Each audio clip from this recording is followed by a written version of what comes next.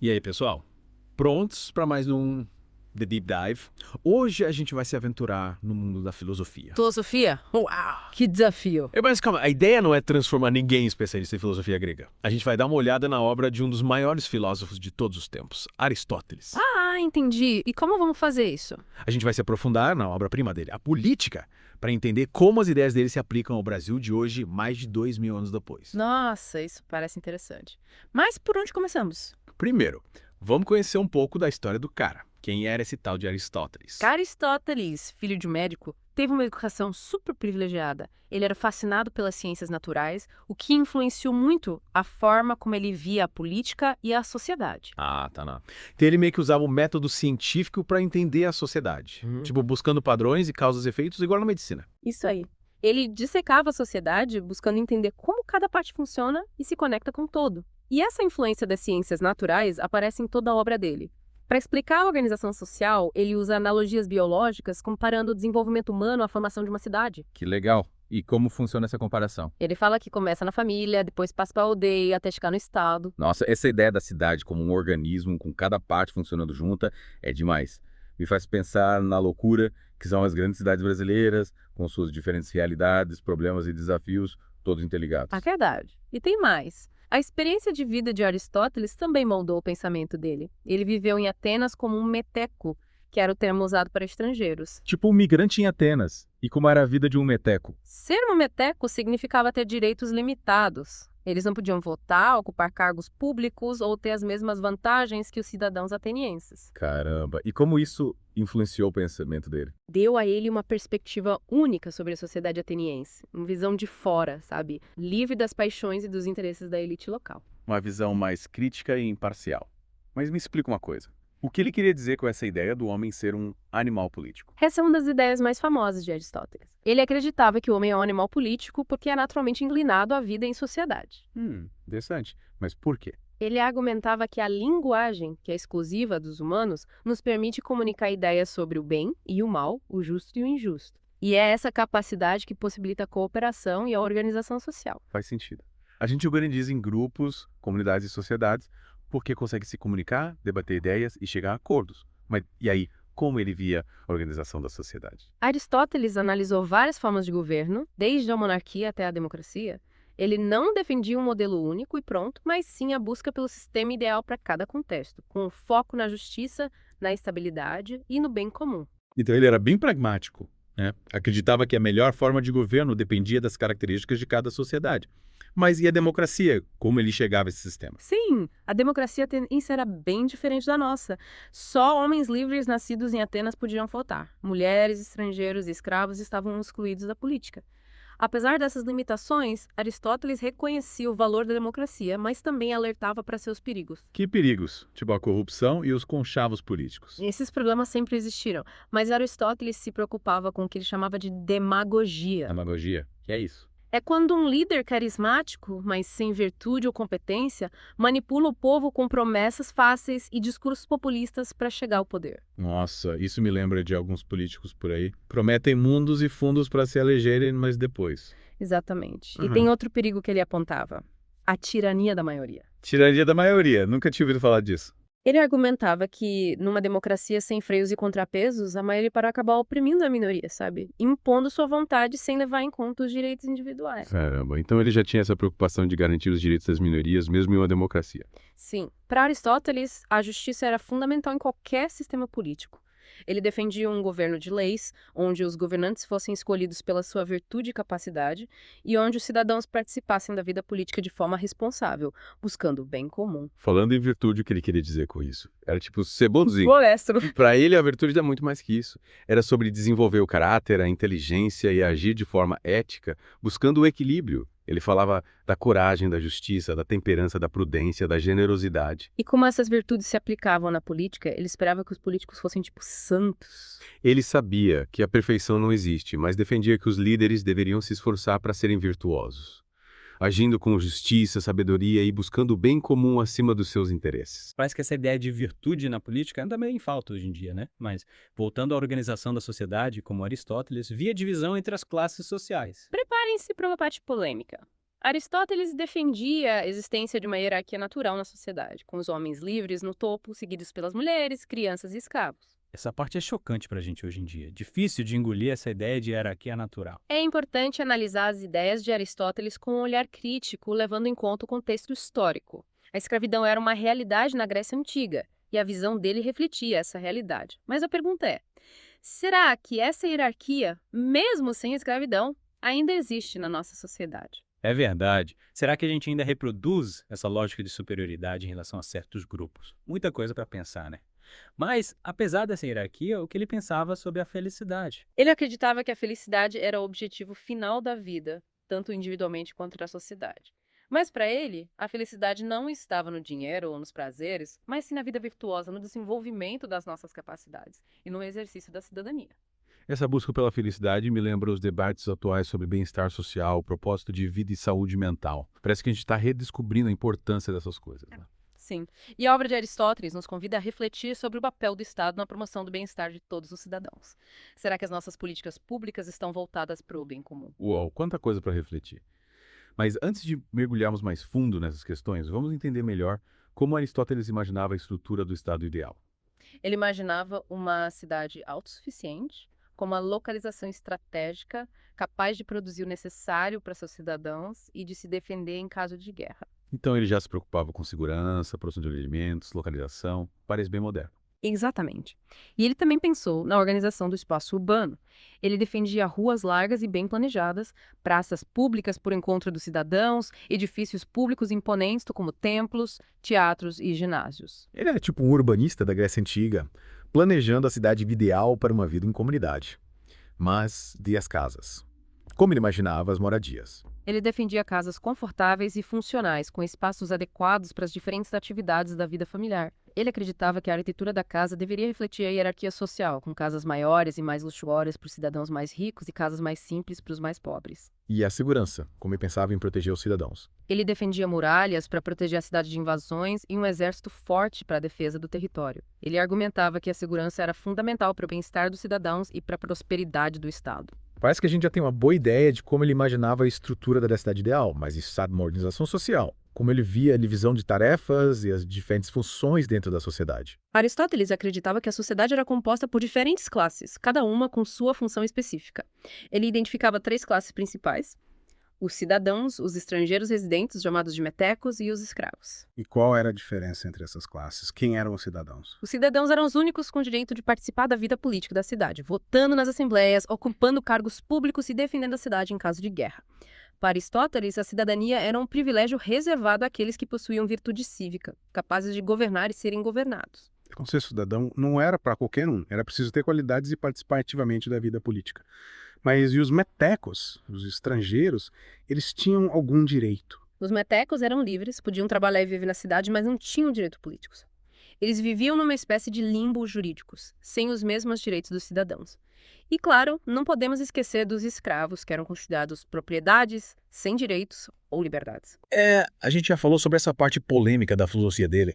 É difícil conciliar a genialidade dele com a defesa da escravidão. Mas, voltando à estrutura do Estado, como ele organizava as diferentes funções? Aristóteles acreditava que a divisão de funções era essencial para o bom funcionamento do Estado. Ele identificava diversas funções importantes, como a agricultura, o artesanato, o comércio, a defesa militar, a administração da justiça e a liderança política. E como ele distribuía essas funções entre as classes, tinha algum critério.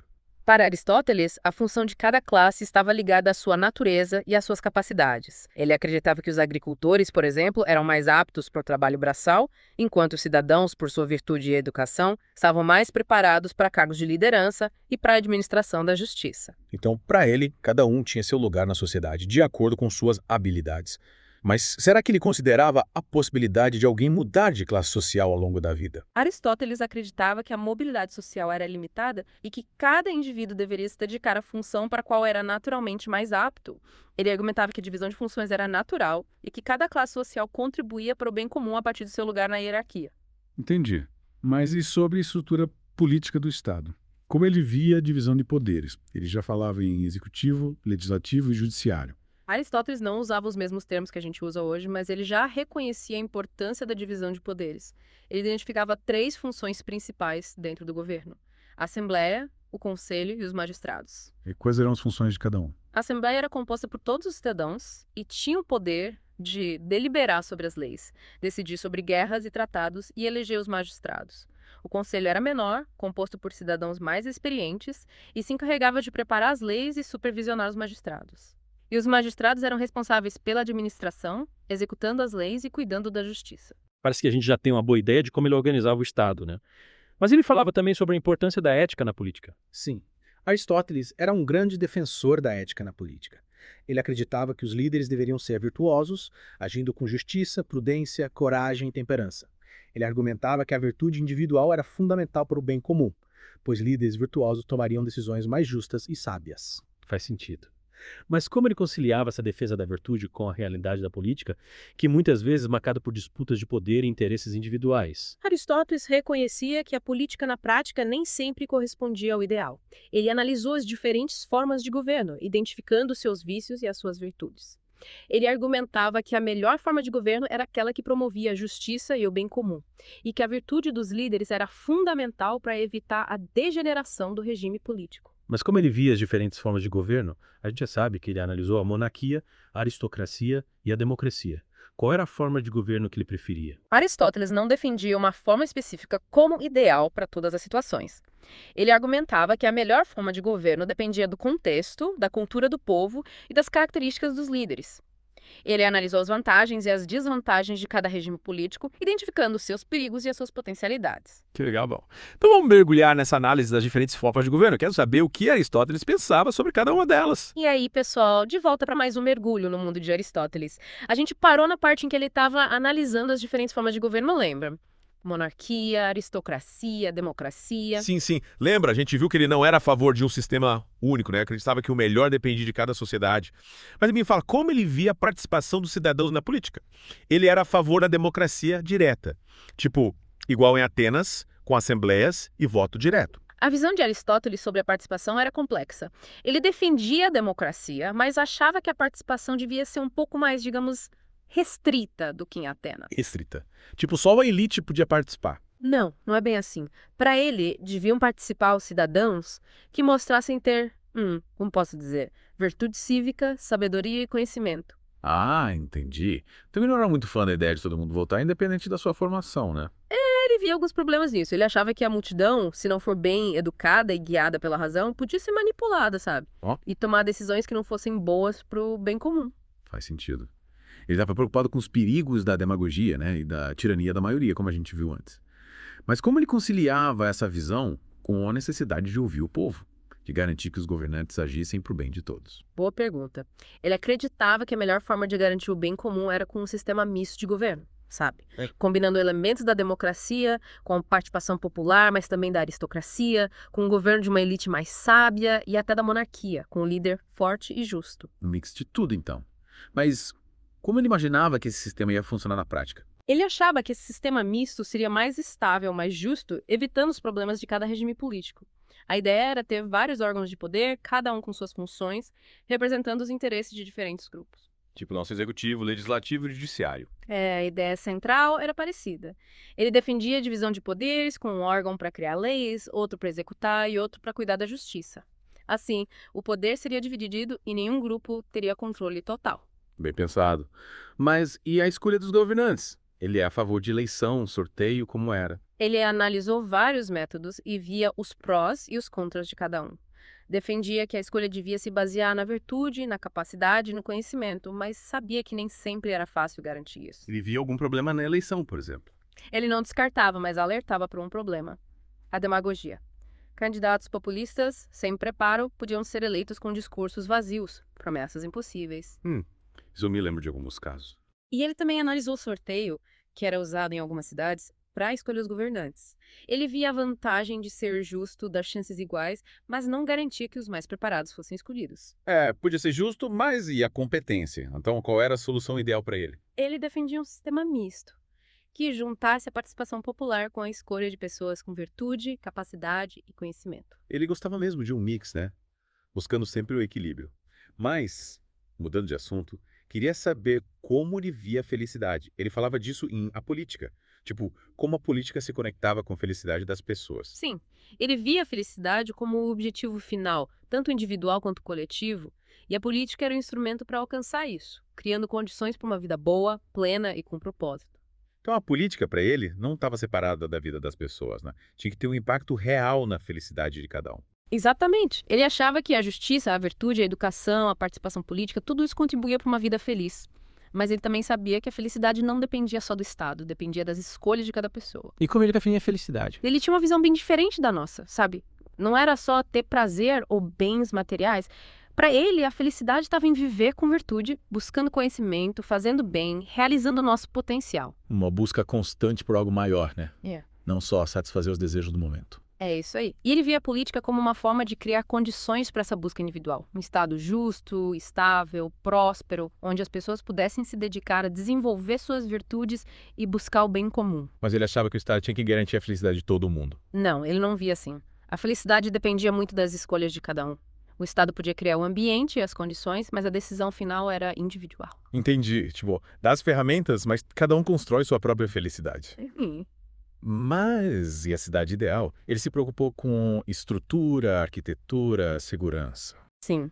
Ele dedicou uma boa parte da política a isso, descrevendo a cidade ideal. Falou da localização, da arquitetura das casas, do planejamento urbano, da segurança. E como ele imaginava essa cidade? Era tipo uma utopia perfeita. Não, ele era realista, sabia que a perfeição não existe, mas queria mostrar os elementos que contribuíam para uma cidade mais justa, próspera, harmoniosa. Me conta como era essa cidade na cabeça dele. Ele imaginava uma cidade autossuficiente, sabe? Com uma localização estratégica perto de água, com terras férteis, acesso ao mar para o comércio, com muralhas para proteção e um exército forte para garantir a segurança. Completo, né? Segurança, comida, localização. E como imaginava as ruas, as praças, os prédios. Ele dava muita importância para a organização da cidade. Queria ruas largas, bem planejadas, praças para as pessoas se encontrarem, prédios públicos bonitos, tipo templos, teatros, ginásios. Ele achava que a arquitetura da cidade devia mostrar sua grandeza, sua importância.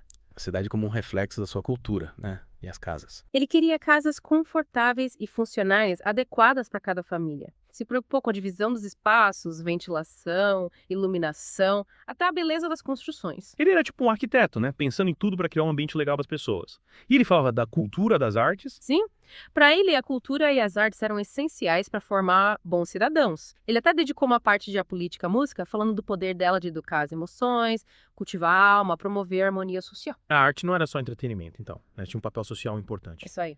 Ele achava que a arte podia contribuir para uma sociedade melhor, mais justa. E ele via a política como a arte de governar a cidade para o bem de todos, buscando justiça, prosperidade e felicidade. Interessante. Mas, e a economia? Ele já falava de capitalismo, socialismo. É época bem diferente, né? É. Mas ele se preocupava com a economia, defendia a propriedade privada e via a riqueza como um meio para a felicidade, mas alertava para os perigos da ganância e do lucro excessivo. Uma crítica bem atual, né? Hoje em dia, o consumo e o dinheiro parecem ser o objetivo principal de muita gente. Pois é, e ele já falava disso há mais de 2000 anos. Para ele, a felicidade estava na vida virtuosa, no bem comum, não no acúmulo de riquezas. E a organização do trabalho? Como ele via isso? Ele aceitava a divisão de tarefas como natural, cada um com sua função. Mas a visão dele sobre a escravidão era bem problemática, né? Assim, já falamos disso. E a economia em si? Ele propunha algum sistema? E ele não detalhava um sistema, mas defendia a moderação, a justiça, o bem comum. Criticava a ganância, a usura, o lucro excessivo. A riqueza devia ser usada para o bem de todos. Ele já se preocupava com a justiça social, então. Sim, ele achava que a riqueza devia ser usada para beneficiar a comunidade, não só uma elite. E via a economia como um instrumento para isso, não um fim em si mesmo. E como era a economia em Atenas? Já tinha comércio internacional. Atenas era bem desenvolvida, com um porto movimentado e comércio com outras cidades e povos, exportavam azeite, vinho, cerâmica, tecidos, também produziam armas, joias, esculturas. E sim, já existia comércio internacional conectando Atenas com várias partes do mundo. Atenas era tipo um centro comercial e cultural, então. Mas, voltando para Aristóteles, como ele via a lei e a justiça? Para ele, a lei e a justiça eram a base da ordem social, do bem comum.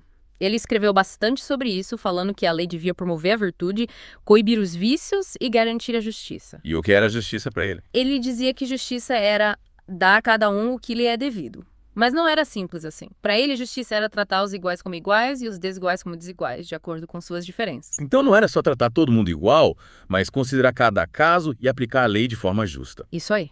Ele achava que a justiça exigia analisar as circunstâncias e julgar com sabedoria para determinar o que era devido a cada um. E a relação entre ética e direito. A lei devia ser baseada na ética. Com certeza. Ele defendia que a lei devia ter base ética, promovendo a virtude e o bem comum. A lei tinha um papel educativo, guiando as pessoas para o bom comportamento. Então a lei não é só para punir, mas para ensinar as pessoas a serem melhores. Exatamente. Ele via a lei como um instrumento para construir uma sociedade mais justa e virtuosa, mas também reconhecia que nem toda lei era justa. Em alguns casos, a desobediência civil podia ser justificada. Sério, ele defendia desobedecer à lei. Em quais casos? Só em casos extremos, quando a lei ia contra a ética ou causava muito dano à sociedade. Então, para ele, a ética vinha antes da lei.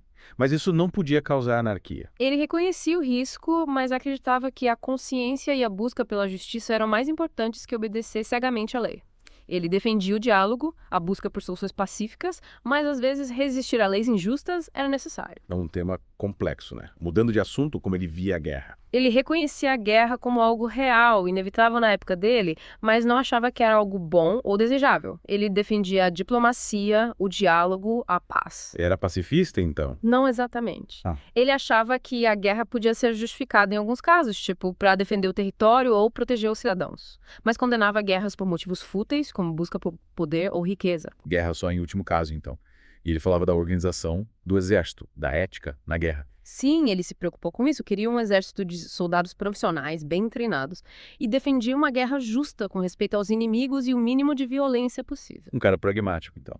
Reconhecia a necessidade da guerra, mas queria minimizar os seus impactos. E ele falava da corrupção. Sim, via a corrupção como uma grande ameaça tanto na guerra quanto na política. Corrupção na guerra. Como assim? Ele alertava para o perigo de generais corruptos que se aproveitavam da guerra para enriquecer, desviando recursos ou fazendo acordos com o inimigo. Parece que esse problema é bem antigo, né? E na política, como ele via a corrupção? Como o câncer que podia destruir qualquer sistema. A corrupção acabava com a confiança nas instituições, enfraquecia o Estado e abria caminho para a tirania. Então a corrupção não era um problema de um sistema específico, mas algo que podia acontecer em qualquer lugar. Exatamente. E ele se preocupou em analisar as causas da corrupção e propor soluções. Acreditava na educação, na virtude dos líderes, na transparência, na participação cidadã para combater a corrupção. Ideias importantes para o Brasil de hoje, né? Com tantos casos de corrupção que prejudicam o país. Com certeza.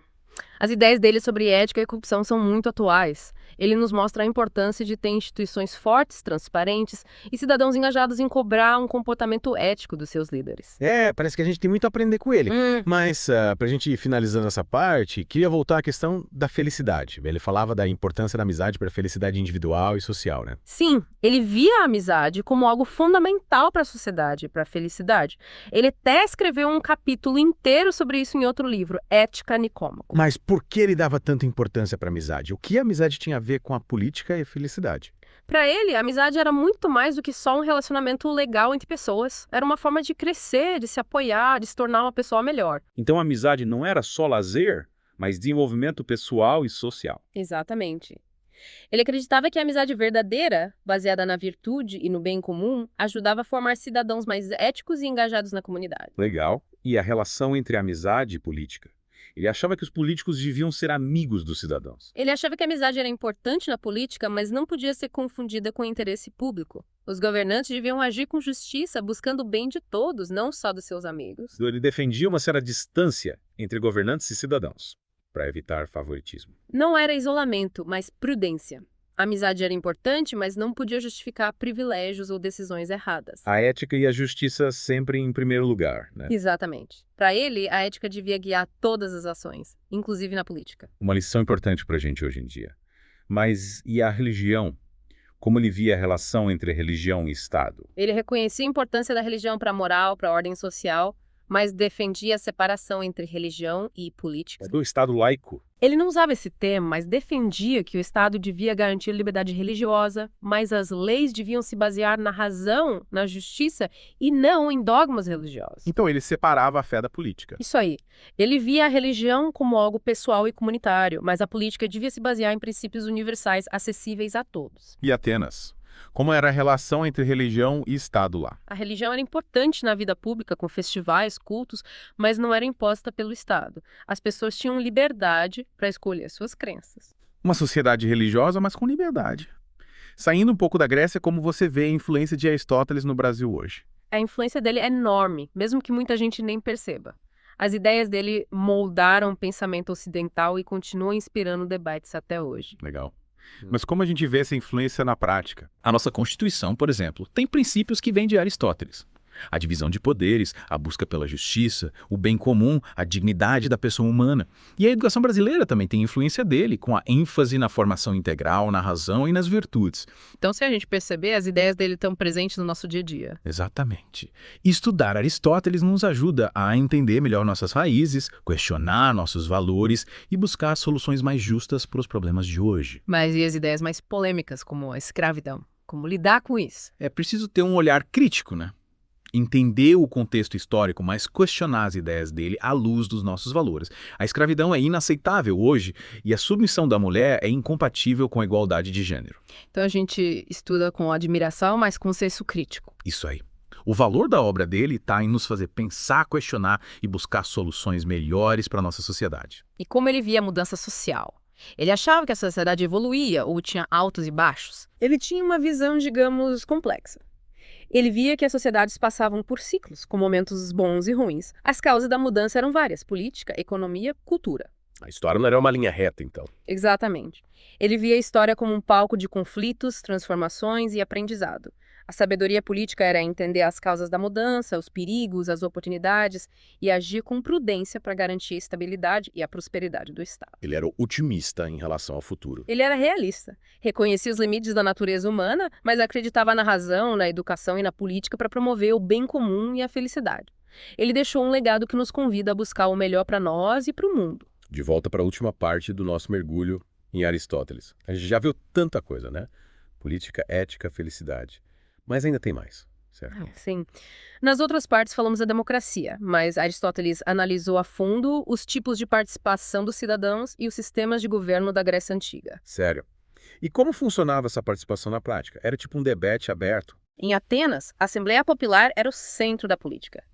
Todos os cidadãos, homens livres acima de 18 anos, podiam participar, votar, dar suas opiniões sobre leis, guerras, tratados, tudo. Nossa, que democracia incrível. Imagina aqueles debates acalorados, todo mundo dando sua opinião. Era tipo um grande fórum político aberto. Exatamente. Democracia direta, os cidadãos decidindo tudo sem intermediários. Mas Aristóteles também analisou sistemas de outras cidades, que eram bem diferentes. E como eram esses sistemas? Ele achava algum melhor que o de Atenas? Ele era um observador atento, identificou várias formas de governo, cada uma com seus prós e contras. Monarquia, aristocracia, oligarquia, tirania. Ele queria entender como cada sistema funcionava, as consequências para a justiça, a estabilidade e o bem comum. Um cientista político da Grécia Antiga. Fascinante. E ele chegou a alguma conclusão sobre qual era o melhor sistema. Ele não acreditava em receita de bolo para a política. O melhor sistema dependia do tamanho da cidade, da cultura do povo, da economia e, principalmente, da virtude dos governantes. Então não tinha fórmula mágica. Dependia de cada sociedade e dos líderes. Faz sentido. Voltando à participação, como ele via a relação entre educação e política. A educação era a base de tudo para ele. Defendia um sistema que preparasse as pessoas não só para o trabalho, mas para a vida em sociedade, para serem cidadãos. Então a educação, e além de ler e escrever, era sobre formar cidadãos conscientes, éticos e engajados. Exatamente. Ele acreditava que a educação de qualidade era essencial para a democracia. Cidadãos informados, com senso crítico, seriam capazes de participar da política de forma consciente, buscando o bem comum. Nossa, isso é muito importante hoje em dia, né? Com tanta informação, a gente precisa saber filtrar, pensar criticamente, usar o conhecimento para melhorar o país. Com certeza. Aristóteles mostra a importância da educação para a democracia. E para ele, essa educação devia ser completa, sabe? Intelectual, física e moral. Ele falava da ginástica, da música, da poesia, né? Ele achava que a educação devia formar o cidadão por completo. A ginástica fortalecia o corpo, preparava para a vida, para defender a cidade. A música cultivava a alma, harmonizava as emoções. E a poesia? A poesia estimulava a imaginação, a criatividade. É uma forma de conhecimento, revelando verdade sobre a gente, sobre o mundo. Uma visão bem completa. A arte como parte da formação. E na prática, como era a educação em Atenas? Todos tinham acesso. Era valorizada, mas não universal. As famílias pobres ensinavam os filhos a trabalhar, os ricos contratavam professores particulares. E o que eles ensinavam? Leitura, escrita, matemática, música, retórica, filosofia, bem completo para a época. E as meninas? Infelizmente, a educação formal era só para meninos. As meninas aprendiam as tarefas domésticas com as mães. Mais uma vez, vemos como algumas ideias dele eram limitadas, né? E os meninos, o que aprendiam de filosofia? A filosofia era fundamental, principalmente para quem queria entrar na política. Eles estudavam os grandes pensadores, debatiam ideias e aprendiam a pensar sobre os problemas da sociedade. E a relação entre educação e política? A educação era a base de uma política justa e eficiente. Cidadãos bem formados, com conhecimento e virtude, seriam capazes de participar da política de forma consciente, buscando o bem de todos. Investir em educação era investir no futuro, então. Com certeza. A educação era fundamental para um Estado justo e próspero, uma visão importante para o Brasil e para o mundo. É verdade. Educação é essencial para superar os desafios de hoje. Mas, e a ética na política? Ele achava que os políticos deviam ser virtuosos. Ele defendia a ética como guia da política. Os governantes deviam agir com justiça, sabedoria, coragem, buscando o bem comum acima de tudo. Ele não era um pouco ingênuo. Será que ele achava que os políticos seriam tão virtuosos assim? Ele sabia que a política era complicada, cheia de desafios, mas a busca pela virtude devia ser o objetivo de todo governante. E a educação e as leis ajudavam a incentivar isso. E a corrupção? Ele se preocupava com isso. Sim, via a corrupção como um grande problema, que podia destruir qualquer sistema. Ela minava a confiança nas instituições, enfraquecia o Estado e abria espaço para a tirania. Então a preocupação com a corrupção é de hoje, né? Exatamente. As ideias de Aristóteles sobre ética e corrupção são muito atuais. Ele mostra a importância de ter instituições fortes, transparentes e cidadãos que cobrem um comportamento ético dos seus líderes. Parece que a gente ainda tem muito a aprender com ele, né? Para finalizar, o que você acha que Aristóteles diria sobre o Brasil de hoje? Acho que eu ficaria impressionado com a complexidade do Brasil, a diversidade, a história, os desafios. Ele provavelmente nos alertaria para os perigos da desigualdade, da violência, da corrupção, mas também nos daria um empurrãozinho para usar nossa inteligência e criatividade para construir um país mais justo e feliz. É isso aí. A gente encerra por aqui nosso mergulho na obra de Aristóteles. Espero que vocês tenham gostado da viagem e que as ideias dele inspirem vocês a pensar sobre o mundo e buscar uma vida mais justa e feliz. Até a próxima. Até a próxima. Até a próxima!